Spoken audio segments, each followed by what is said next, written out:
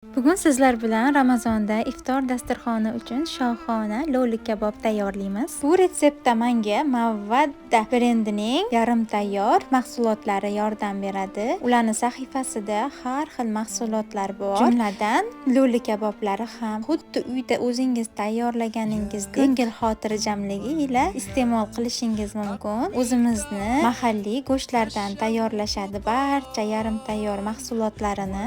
Endi retseptga keladigan bo'lsak, lo'li kaboblarimizni yog'da qizartirib olamiz. 2 osh qoshiq qaymoq, 1 osh qoshiq tomat pastasi yoki ketchup, tuz, suv aralashtirib, qizartirib olgan lo'li kaboblarimizni ustidan quyib, past olovda dimlab qo'yamiz. Lo'li kaboblarimiz sochni bo'lib yaxshi pishgunigacha xohishingizga ko'ra garnir tayyorlasangiz bo'ladi. Men guruchli garnir tayyorladim. Aytgancha, guruchli garnir qilganimda bir bo'lak novot sovaraman. Juda ham mazasi chiroyli chiqadi. Garnirimiz pishib tayyor bo'lgunigacha lo'li kaboblarimiz ham pishib tayyor bo'ldi. Endi ularni chiroyli qilib podacha qilishimiz qoldi. Har kim o'ziga yoqqan, xohlagan uslubida podacha qilishi mumkin. Men shunaqa usuldan foydalandim. Lo'li kaboblarimiz qanaqangi sochni mazali bo'lib pishganini ko'rinishidan ham bilsangiz bo'ladi.